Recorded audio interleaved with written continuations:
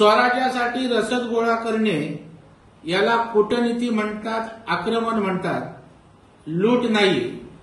परंतु छत्रपती शिवाजी महाराज हे लुटारू होते या नेहरूंच्या विधानाचा पुरस्कार करणाऱ्यांना ते कोण समजावणार? उद्या ते सर्जिकल स्ट्राईकवर सुद्धा प्रश्नचिन्ह उपस्थित करून आपल्याच लष्करावर शंका घेतात, तीच ही पिलावल आहे।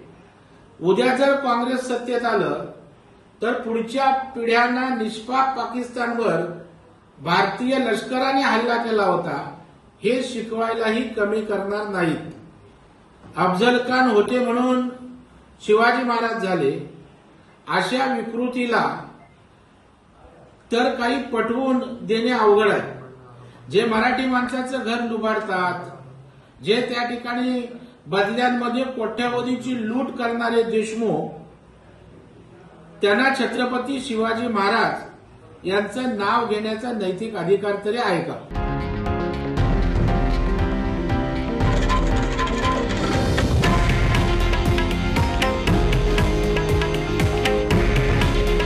हे आहे देशातील नंबर 1 न्यूज नेटवर्क आणि आपण पाहत आहात TV9 मराठी।